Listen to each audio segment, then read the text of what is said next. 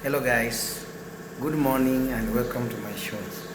Today I want to talk about Manchester United.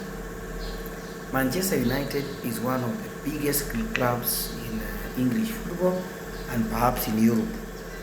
They have won the Premier League a record 20 times and they have 3 Champions League titles, 12 FA Cup trophies, approximately over 20 Community Shield titles and 1 Europa League title. But this club achieved all that majorly under the manager Sir Alex Ferguson. But when you look at this club right now, it is a shadow of its former self. And since Sir Alex Ferguson left, nobody knows what is really ailing these big English giants. Because we have sacked over 5 managers since Sir Alex Ferguson left. And it all began by the manager who come in and have a good run of a few games, and then now again the bad results will start coming in. Then what follows is leaks from the dressing room. You see players complaining about the manager's tactics, and eventually the manager is fired. Then a new manager comes in, he signs a few players, he gets the wheel rolling, he wins a few games, then all of a sudden again the same problem comes in. The players don't even commit themselves, the players don't even fight for the badge. Again, bad results comes in again, and the manager is eventually relieved of his duties. Then another new manager comes in, a few players are sold out, and whenever the club decides to sell some of the players that are considered to be the problem in the club, you will see some resistance. They try to resist the sale, and some will even be kept, others will maybe decide even to play from the bench, and then maybe a couple of good results again, and then the players will start again leaking some. You even hear some players leaking lineups before even the match, and then eventually the manager is again fired. So it has been happening like that until we got Ruben Amorim mid-season after Ten Hag system failed completely. Now we thought that this Portuguese genius will turn around things and make United succeed, and he had that enthusiasm that I want to be the manager that will make this club really go back to its old glories. And unfortunately,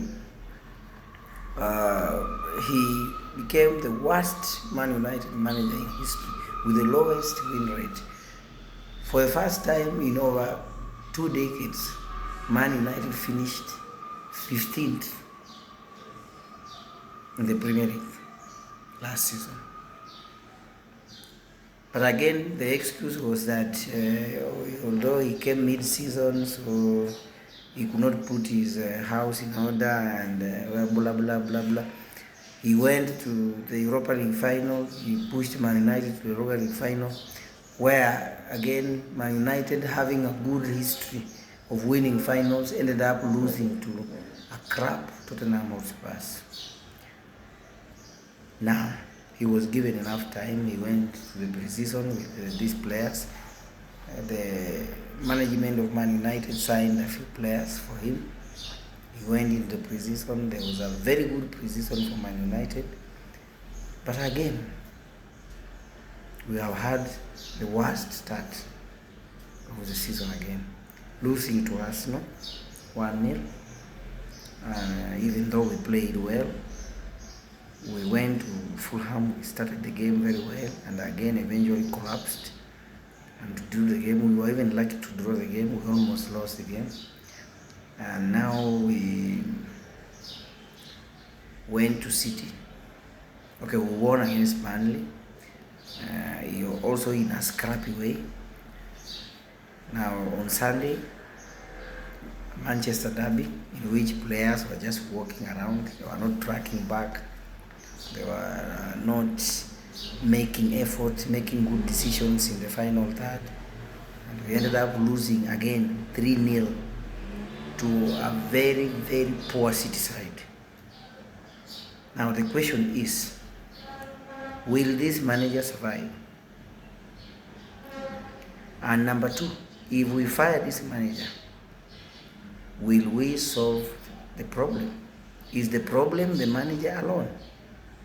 Okay, in my view, I would say this. Number one, the manager is partly to blame because first, he is rigid with his system. He does not want to accept tactical flexibility. Then again, he is playing some players out of position. Everybody knows that Bruno Fernandes is an attacking midfielder playing in number 10 position. But he has stubbornly insisted on playing him in the midfield alongside Casemiro, who again many considered as a person whose legs have already gotten tired, even though he has proved us wrong in a few matches. But the question is, you have Kobe Maino, a young talented natural midfielder. You have Manuel Ugarte. The last preseason that Man United played their best game was when Ugarte and Maino started in the midfield. But no one knows why he decided to play Bruno Fernandes, an attacking midfielder, in number 8 role. No one understands that when he has that. So he has been playing Bruno and Casemiro. And indeed, when he played against Arsenal, the two midfield pair worked very well. But the question is this: Casemiro was not injured. Why didn't he start Bruno and Casemiro in a City? That is the question. He went for Ugarte, who in the last few matches when he was brought in with Bruno in the midfield, he did worse. So partly the stubbornness of the manager and playing players out of position is gonna cost him his job. But again, if Amorim goes, are we sure that with this kind of players, even if we switch back to 4-3-3 or 4-2-2, are we really sure that it's gonna work? I doubt. I doubt, because there are players in this club, and I think if it is not injured, for example, look at Mason Mount. Mason Mount had picked a very good form. Then all of a sudden, when the team now was gaining momentum and relying on him as a key, he again got injured. So he had to be forced to. And you see, the problem with Man United team is that they can only maintain their momentum if those key players who are driving the team are still playing. The moment one of them gets injured, the team collapses and goes to the drawing board.